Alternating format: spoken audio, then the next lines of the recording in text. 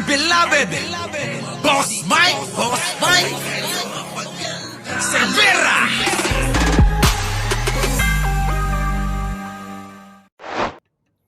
Magandang umaga, magandang hapon at magandang gabi sa amandako ng mundo. Naroon kayo. Siyempre, magandang buhay na rin para sa ating lahat mga kababayan.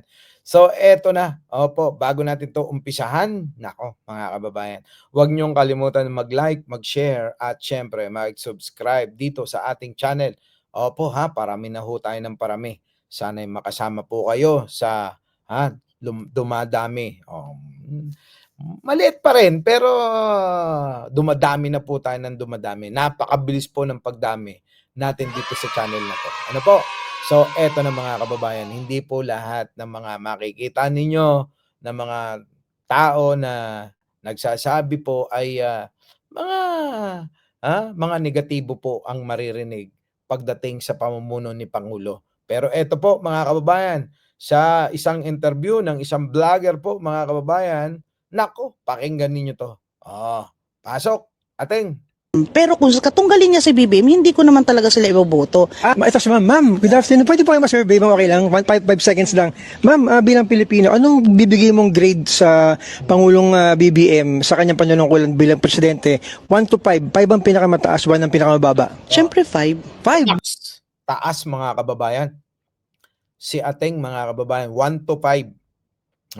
Kung ano ibibigay niyang rating kay presidente, kay Pangulong Bongbong Marcos, 1 to 5 mga kababayan, 5, 5 ang pinakamataas.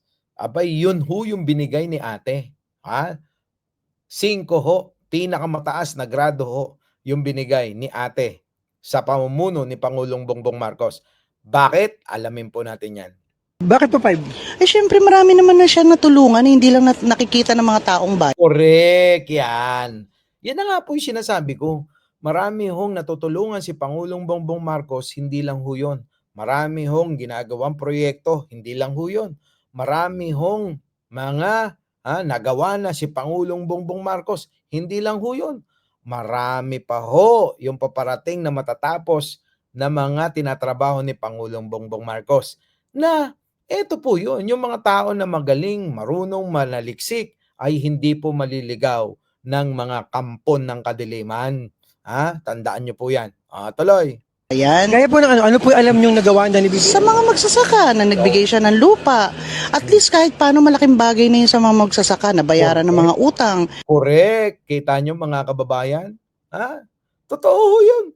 Bibiruin ninyo mga kababayan, yung mga magsasakay, milyon-milyon ho yung napamahagihan ng sarili nilang sakahin, sarili nilang lupa, yung mga utang ay na-waive. Tama si ate, dapat ganyan. Tuloy. Ng mga magsasaka. Siyempre, yun lang malaking bagay na malaki ng tulong. Kaya hindi lahat mabigyan ng mahihirap, pero sa mga magsasaka, sila yung totaling talagang hirap. Correct, mga kababayan. Inuna talaga.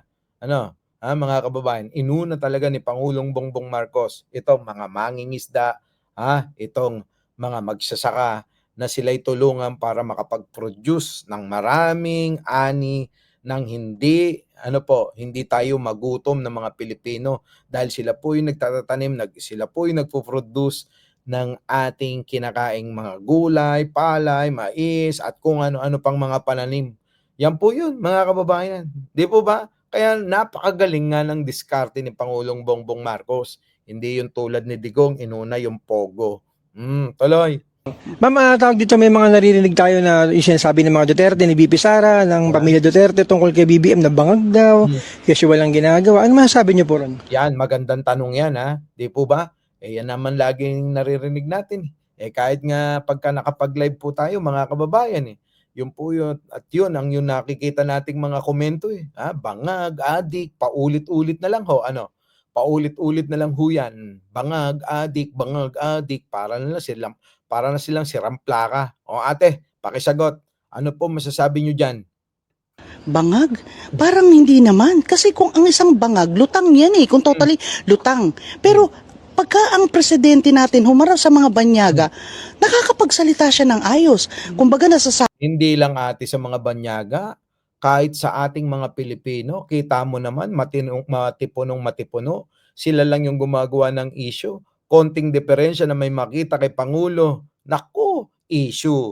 Konting makitang hagad ang Pangulo, issue. Konting may dugo yung ipin, issue. Konting may inabot kay Pangulo, kahit pin, issue. Lahat, mga kababayan, issue sa mga DDS, di ba? Issue sa kanila yan. Samantalang tayo kay Sara, mga kababayan, hindi na natin kailangan gumawa ng issue. Dahil kay Sara mismo, pag nagsalita si Sara, pag nag-speech si Sara, kapag nangatwiran si Sara, kita nyo na, hindi na natin kailangang magsalita. Sapagkat dun pa lang, sa pananalita niya, dun nyo na masasabi na mahinang nilalang si Sara. Di po ba? Sabi niya yung gusto niya na tulong para sa Pilipinas, lahat Correct. na elaborate niya. Paano masasabing bangag? O ang isang tao, Hindi ka naniniwala. hindi ako naniniwala doon kasi ang isang Yun, mga kababayan. Sabi ko sa inyo yung mga propaganda ng mga DDS, bangag, adik, mga kababayan, hindi ho pinaniniwalaan ng mga Pilipino yan. Yun na lang mangilan-ngilan. Sino ho yung mga yan? Alam nyo na kung sino yung mga yan. O, di po ba? Yan, yung grupo ng kampo ni Digong. Yan, yung mahilig magtawag dyan. Pero wala naman silang sapat na ebidensya. Nag-iisa na nga lang yung ebidensya, peke pa. O, yun lang ho yun eh. Napakadaling unawain para hindi ho tayo nila ma-impluwensya sa mga propaganda nila na wala talagang kalaman-laman. Ate, buti ka pa. Tuloy. bangag, paglutang ka, wala kang alam kundi para ka laging nahay. Paano naging ganun si Marcos? Sana tulungan na lang natin ang ating Pangulo, ipagdasal na natin ang kalusugan niya para maging maayos ang buong Pilipinas. Correct. Yan na nga yung pinaglalaban namin, ate. Oo, ate, yan. Tamang-tama. Sapul na sapul sila dyan. Tulungan na lang natin si Pangulong Bongbong Marcos. Di po ba napakaganda? Tulungan na lang natin para maiayos ang Pilipinas dahil wala naman na lang maitutulong yung mga panggugulo ninyo, pambabalahura ninyo, pambabastos nyo kay Pangulo. Unahin nyo munang tumulong bago kayo magreklamo. Kaso wala pa kayo na itutulong, reklamo na kayo ng reklamo. Ganyan na ganyan sila. Wala pang na itutulong ang mga kampo ni Duterte, reklamo na sila ng reklamo. Si Sara na lang, ano ba na itulong niyan? Paki-explain naman. Ano na itulong ni Sara? Tama si ate. Kaysa kayo ganyan ng ganyan, Sara, tulungan nyo si Pangulo. Hindi yung ang ginagawa ninyo si Pangulo, hirap na, kayo naman nakaw ng nakaw. Nakaw dito, nakaw dun, nakaw dito, nakaw dun. Anak ng tinapa. Tuloy. Hindi yung sisiraan natin na wala naman kayong pruweba. Yan, sapul. Hindi yung sisiraan ninyo na wala kayong pruweba. Ate, alam mo kung ano pruweba nila? Yung nag-iisang peking polvoron video. Yun lang yung hawak ng mga yan. Oo, tuloy. Video, naniniwala ba kayo sa video na nagpupulburon daw si BBM? Di ba merong lumalabas uli ngayon? Marami namang fake news eh. Kahit na isang tao, walang kasalanan, ginagawa nila ng kasalanan basta gusto lang nila. Correct, yan na nga. Sapul. Sapul na sapul sila rito. Pero nyo kahit walang kasalanan, ginagawa nila ng istorya para magkaroon ng kasalanan. Tulad ni First Lady, anong ginawa nila? Sinisira nila maharlika nila Roque. Tama, 'di ba mga kababayan? Anong kasalanan ni First Lady? Gumagawa lang sila ng imahinasyon nila para masira siya. Yun lang yun. Ate, tuloy. Pero kung iisipin mo, kung katulad sa nangyari sa Yolanda, di ba? Ngayon lang natin, kahit ako, ngayon ko lang nalaman na nandun si BBM, na hindi naman siya, kumbaga wala siya sa gobyerno ng that time. Correct, mga kababayan. Dahil nga si Pangulong Bongbong Marcos, hindi naman yan dati ganyan. Basta lang si Pangulong Bongbong Marcos, tulong lang dito ng tulong lang ng tulong doon. Ngayon nyo lang, huli nyo na madidiscover na napakamatulungin ni Pangulong Bongbong Marcos at ngayon naging presidente na, ayan na nga, tuloy-tuloy pa rin yung pagtulong niya sa mga mahihirap na tao. Dangan lang na marami talagang tulad ng mga Duterte na walang ginawa, kundi ang gusto lang ay agawin ang pwesto at magnakaw uli. Tuloy.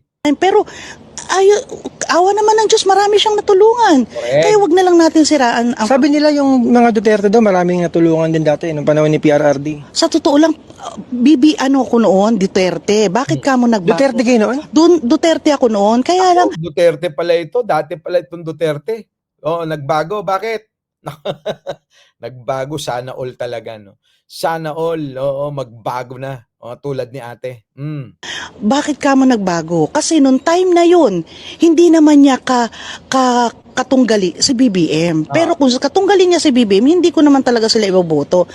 Kung mamimili kayo, sabay sila, BBM o Duterte, sino? BBM ako. BBM pipiliin nyo? Yes, kasi mula sa magulang ko, Ferdinand Marcos na kami. Patay. Loyalista pala to. Wala na. Finish na, oh. Pero napakaganda ho ng sinabi ni ate. Di po ba? Kayo, mga kababayan, sa kanyang mga katwiran, ano po masasabi nyo? Paki-comment na lang. At syempre mga kababayan, bago tayo maghiwa-hiwalay, huwag nyo kakalimutan mag-like, mag-share, at mag-subscribe. Maraming salamat po. Our beloved Boss Mike, Boss Mike.